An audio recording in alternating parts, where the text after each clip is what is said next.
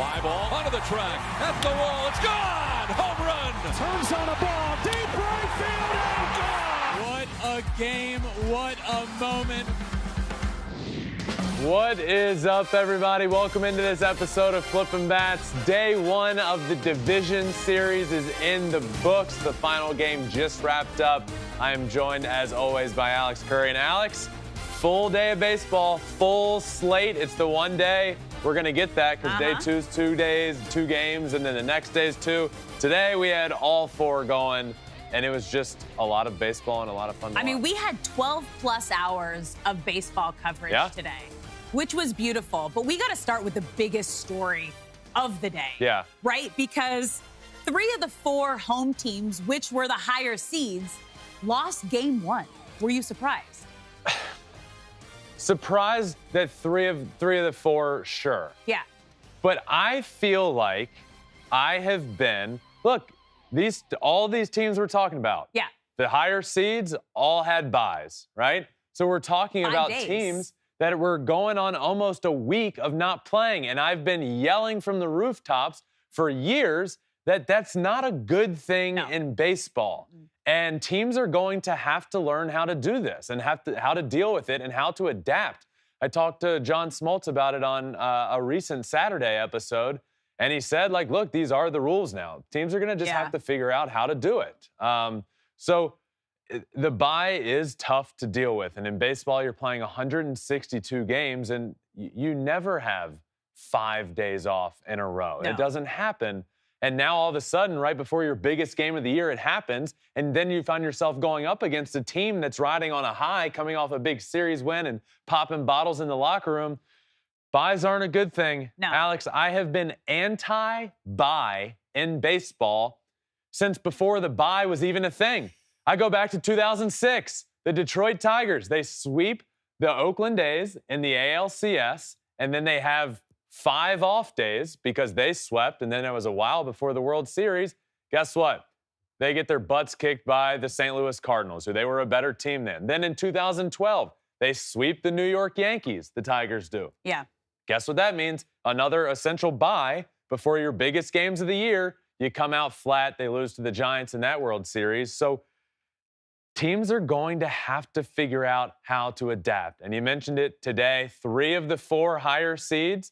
You had the Orioles lose, you had the Braves lose, you had the Dodgers lose. The Astros were the only one that figured out, and have done it multiple years in a row now, have figured out how to not come out flat. Why? Because, Alex, the Astros are inevitable. Remember that. Oh, that's your reasoning? Just because they're inevitable? You can't prove to me that the Astros won't make it to another ALCS for every year for the rest of my life. We're on the cusp of 7 in a row. Are you kidding me? That's like one of the greatest feats ever in sport. That's crazy. Craziness. All right. Well, but yeah, teams have to figure it out. Yeah, they do. The most concerning loss today was the best team in baseball all season. The Phillies came into Atlanta and shut out the Braves. It was actually their first home shutout loss all season, and their first since August of 2022.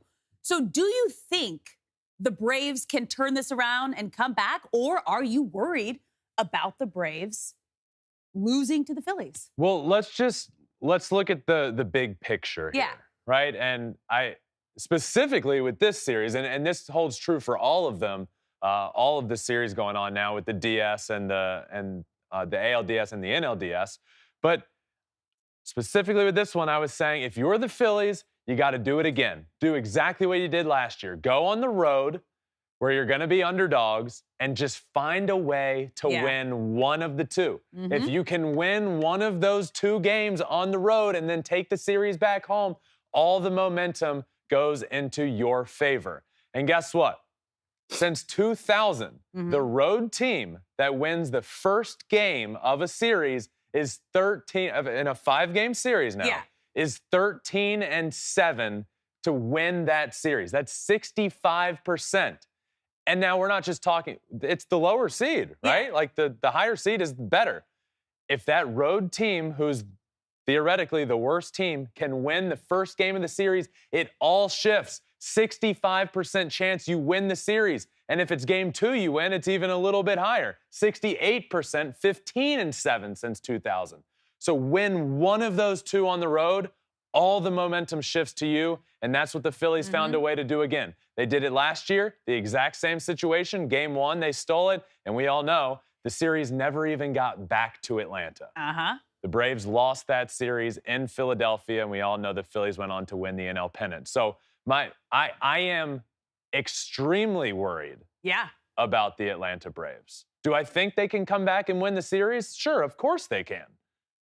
But now, all of a sudden, you're the 1 seed in the National League. You've had the best team in baseball the majority of the season, and all of a sudden, you're faced with these statistics that say the odds are you're going to lose this series now because you let a team steal one from your home.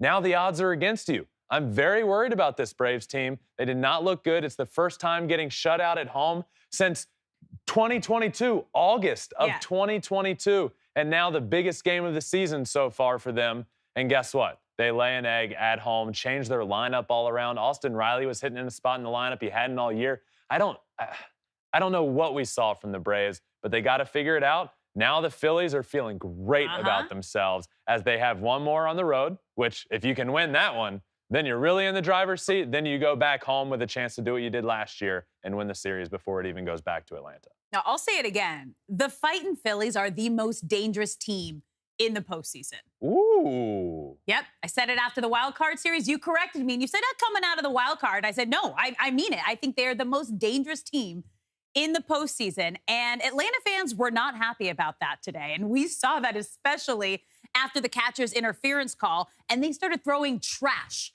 onto the field. My guess was what? It was a trash call, so they were just throwing trash on the field? The whole catcher's interference situation was wild because I guess the conversation that ends up coming from it and what I was thinking as I was watching this game, because catcher's interference is a reviewable situation, right? So you go to review the call, and all the camera angles you see, at least at first, and what everybody in the stadium was seeing was, oh my God, wait a second. Now, just to clarify, bases were loaded, 2-0 ball game. Phillies, JT Realmuto's at the plate, Sean Murphy, the catcher, obviously, and the umpire called catcher's interference. So JT Realmuto goes to first base, the run comes in to score, they go to review it, and it looks like, oh, wait a second, it actually never touched, blah, blah, blah.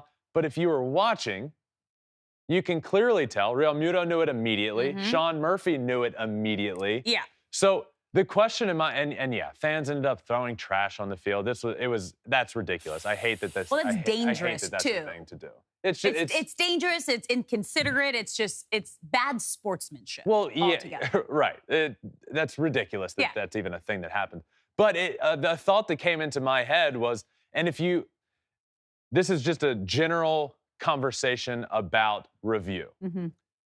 Let me present this to you, Alex. Okay. This situation, a lot of the angles you saw, like it looked like there was no catcher interference. But if you watch it live, Sean Murphy clearly reacted that he knew it was catcher's interference. JT Realmuto knew it was catcher's interference.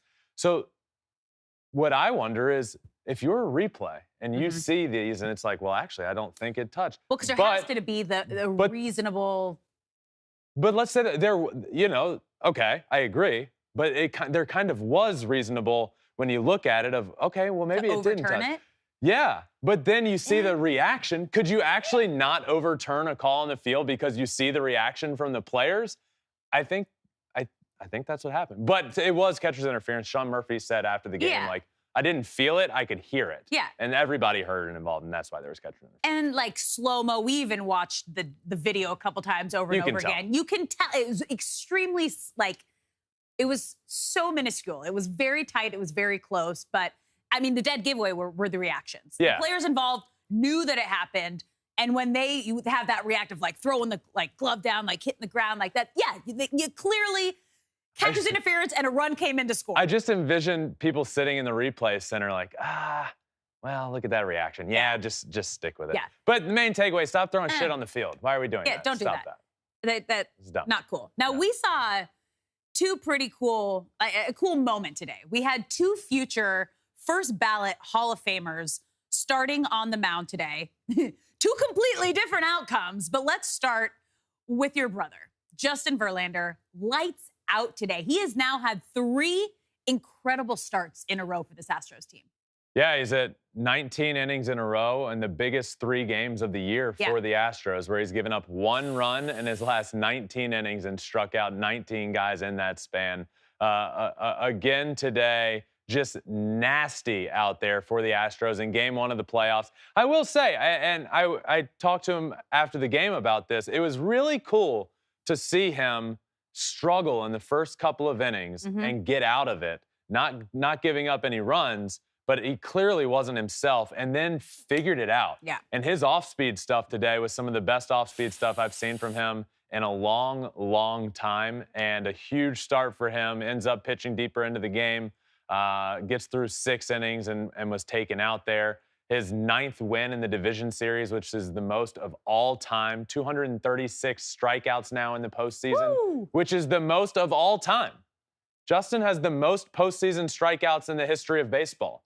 Well, That's it's just really crazy how great and how high of a level he's pitching at this point in his career, and he's 40 years old. Yeah. That is unheard of. Yeah. Well, yes. And, he wants to continue to pitch until, he's thrown the number 45 you can't tell him out not there. To. Right. Absolutely. So really good start for him. Ends up getting taken out after 93 pitches after 6 innings. And look, this is another point that I was thinking about throughout the game.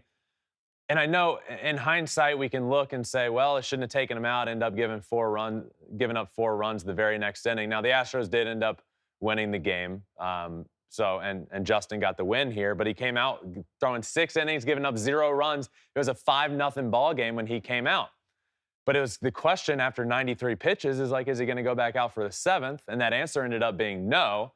And then they give up Hector Neris gives up 4 runs that very next inning, and it's a 5-4 ball game. And there was Justin in the dugout. You could see him say, like, "Are you sure about me being done?" Yeah. And this is where I start to, I don't want to say have a problem. In hindsight, so easy to discuss this, but let him go. Like, we're not talking like a Bobby Miller, young guy, first postseason, futures all in front of him. Justin's legacy is there, right? He's done everything. He's 40 years old, and he was getting better throughout that game. And I don't want to say, like, let him go as long as he can because he's old. Like, that's not what I'm saying. Yeah. It's like, look, why are you taking him out? He wants to keep going. He was getting better and better and better. He's not on this innings limit. He didn't pitch the first month of the season. I struggled with the decision at the time. Like, why is he coming out of this game? I don't really have concerns with the Astros bullpen typically. Yeah. But I felt like it was the wrong decision. You got your guy. You have your veteran, your game 1 starter. He's getting better throughout the game. And then you take him out because the little clicker says he's at 93 pitches. Well, his arm's telling you he's getting better and better and better throughout the game. And sometimes that's what this game is all about, is having the feel as a manager. And I do believe Dusty Baker has a lot more feel than a lot of these managers that are analytical driven these days. Yeah. I just felt like Dusty pulled the trigger a little too soon, and maybe felt like the game was a little more in control and that Justin gave him 6 strong and good to go. We're going to go to the bullpen. Well, all hell broke loose right after that. Yep. Let your guy go. Let him go.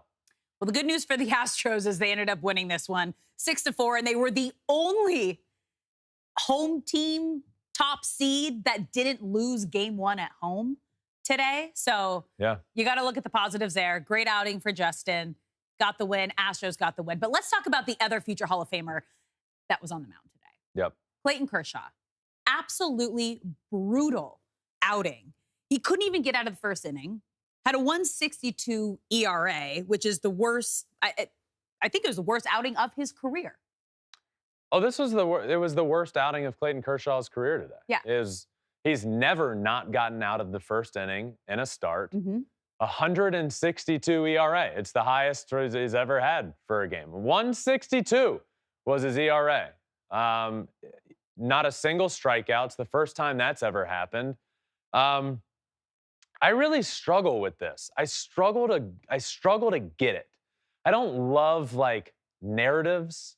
I think sometimes we overblow this narrative thing. Clayton Kershaw is one of the best to ever do it. Okay, so but the narrative, like thinking like you're having him start game 1 because of who he is, rather than where he's at right now in his career? No.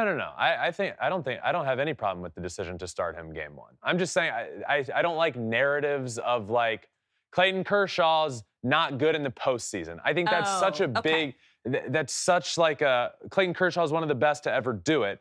But I struggle with the why. And I can't figure out that answer. And I constantly find myself defending him. The first thing I ever did for Fox Sports was the World Series watch party with the Rays and the Dodgers. And he had a really good start in that World Series. And I defended him saying, like, this narrative's ridiculous. He's one of the best to ever do it. And I don't get it. Now you look up and he has this start and his postseason career ERA is 4.50 now. And I hate seeing it. Obviously, he's at a different phase in his career right now, and he's been dealing with arm injuries, and this year's been dealing with injuries, and he's getting older, and he's throwing upper 80s right now, and everything that he does plays better when he's low to low 90s. But yeah, after the game today, he just said it's disappointing, it's embarrassing, no excuses, and it's to the point where you can't not acknowledge the playoff struggles he's had. You can't. But I don't get it. Is it a mentality thing? What could it possibly be? Because you look at the broad picture of his career, absolutely one of the greatest to ever do it. Yeah. And then the second that calendar turns to October, more often than not, it's not the same guy that we've seen over the course of his career. No. And we saw it here tonight. The worst start of his entire career. Gave up 5 hits and 5 runs before recording a single out. First time by Ever. a pitcher in postseason history. That has never happened. 5 hits, 5 runs before recording a single out. That's never happened. I don't get it. But yeah, a real struggle for Clayton Kershaw and the worst start of his career. And yeah, he said it himself. Disappointed, it's embarrassing, and there's no excuses. What's next for Kershaw in his career? I think that's because after an outing like this, I mean, this can't be the end of the road, right? Though, like it can't be. Not after an outing like this. You can't go out. I want to agree. Like that becomes the question though. After a start like this, is let's say the Dbacks beat the Dodgers. Okay, then Kershaw's obviously not getting another start this year, most likely. I mean, he could start later in this series, but could this be the last start for him? I struggle to think internally that his career would end like this, but he's clearly dealing with arm stuff, Alex. His health isn't there. We had a tweet up where Dave Roberts said, quote, his health was fine and he would pitch a game 4. I don't believe it. You don't believe it? No, he's not. Okay. He's not himself. I mean, look, you just use the eye test. Yeah. Like, sure, physically he might say his arm feels okay, but something's off. Yeah, he's not the Kershaw that got him to the point where you would call him a first ballot Hall of Famer.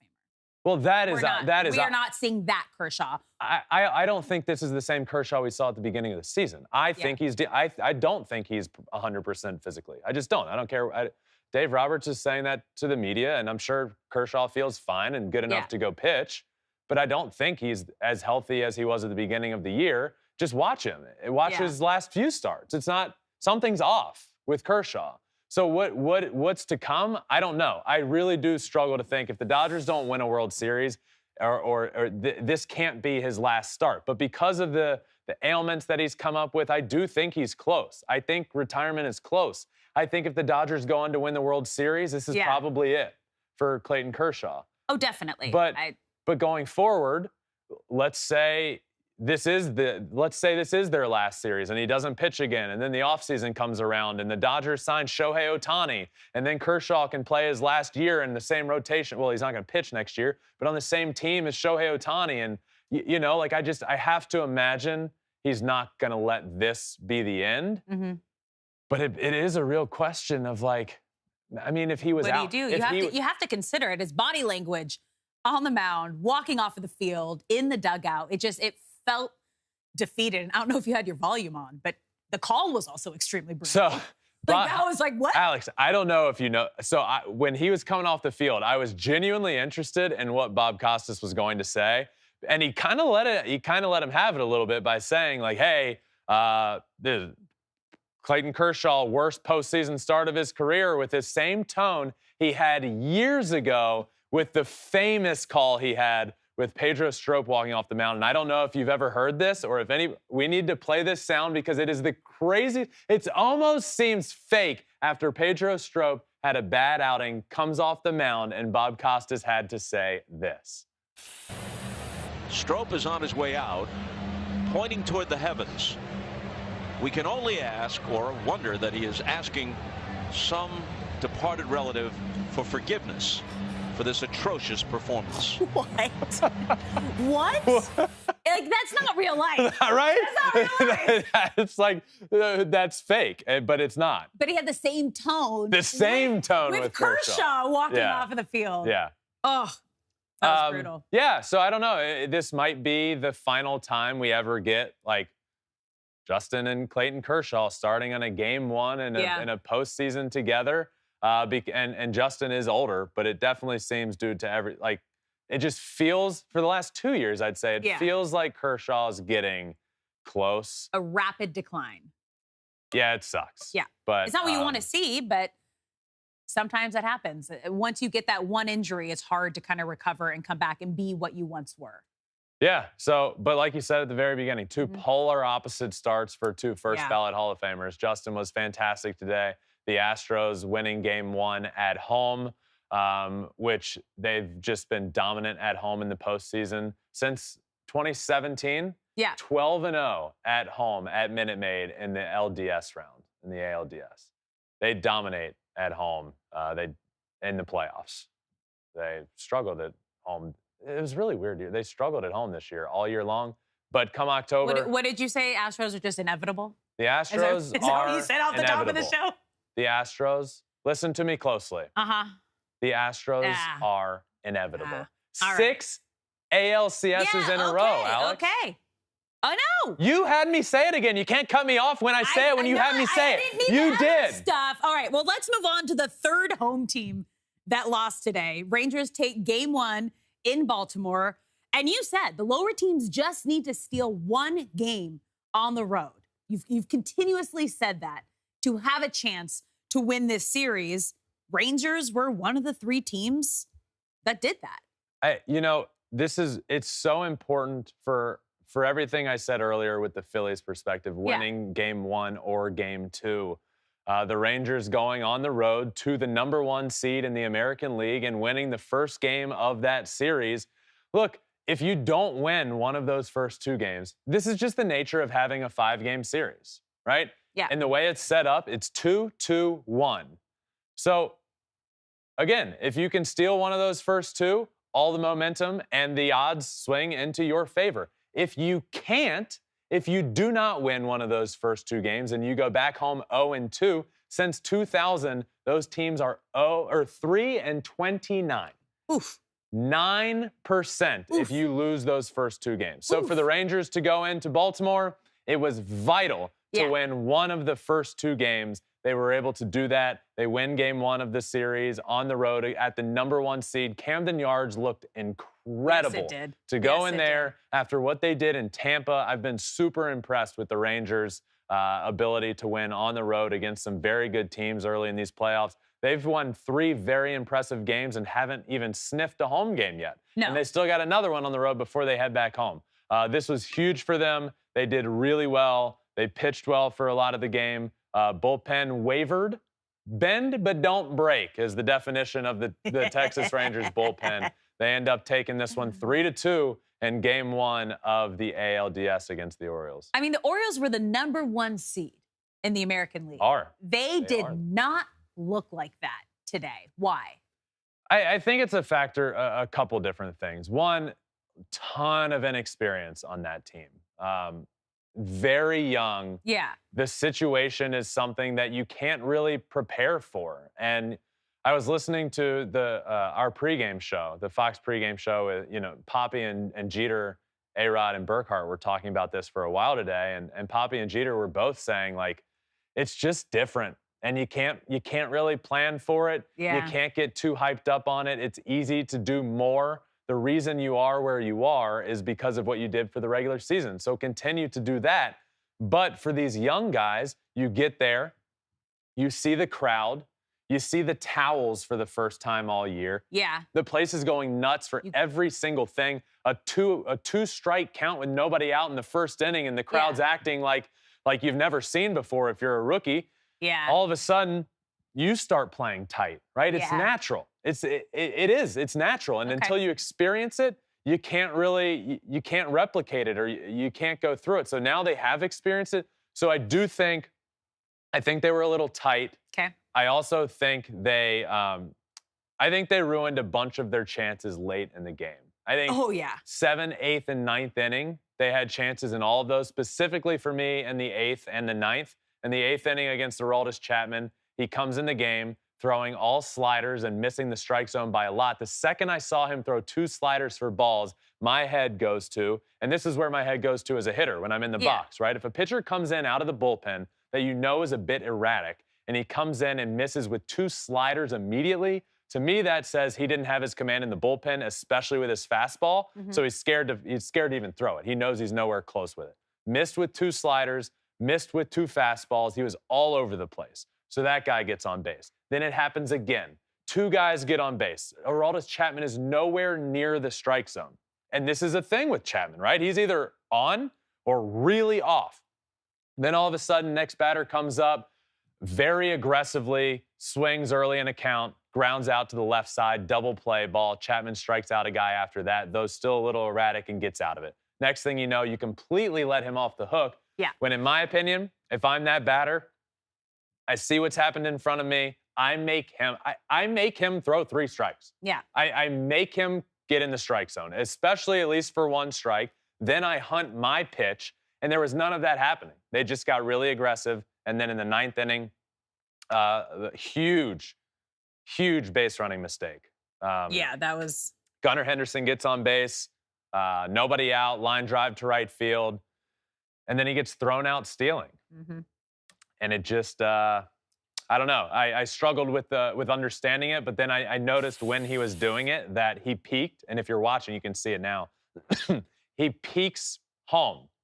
So to me, that's not a straight steal, right? So he thinks something is on, and that's what we found out after the game. He thought something was on.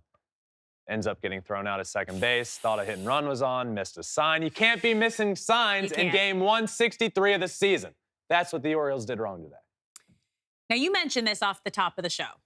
65% of the time, when a road team wins game 1, they go on to win the series. Yep. So this means, based on the history, only one home team will come back and win the series. Which of the higher seeds that lost today do you think can come back and win the series? Isn't that crazy? Statistically, yeah. Per history, since 2000, only one of the higher seeds is going to come back and win. Obviously, all 3 could, right? Yeah. Or none could. I'm going to take the Dodgers. Okay.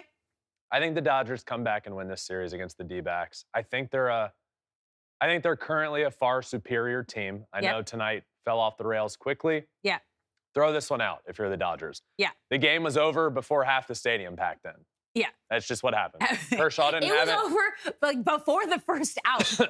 It was over before the first out tonight.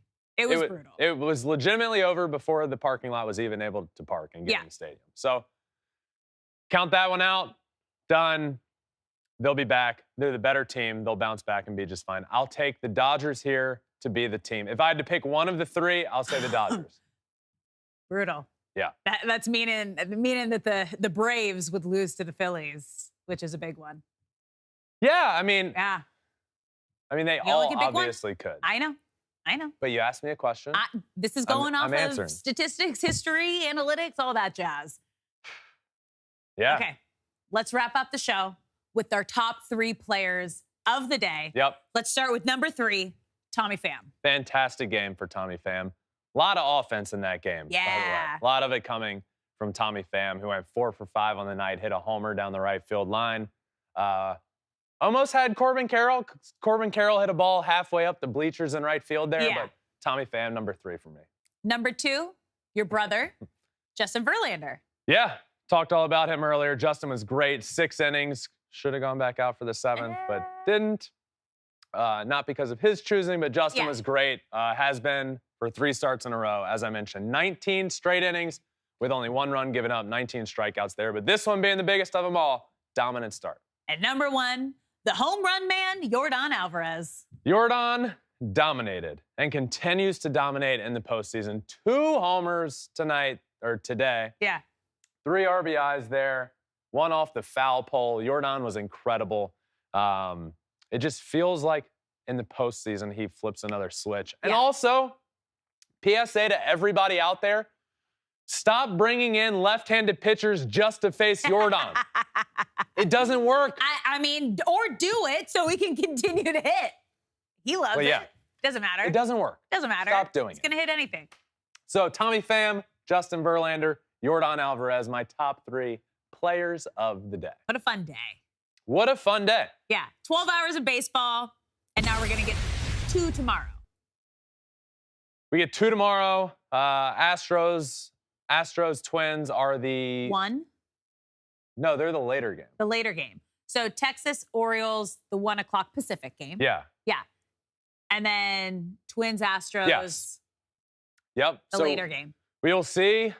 We will see what happens tomorrow. We will not be live after tomorrow's game. We will be back live after the Monday games. So enjoy all the games tomorrow, everyone. The ALDSs continue tomorrow. But that does it for day 1 of the division series. 4 games today, 12 hours of baseball. A lot of drama mixed in there. Today was a good day of baseball. Thank you all for listening. Make sure you're subscribed wherever you listen to your podcast, Apple, Spotify, wherever. We're also on all social media, including YouTube, where you can watch every single thing we do at Flippin Bats Pod for all of them. But until Monday, my friends, this has been another episode of Flippin Bats.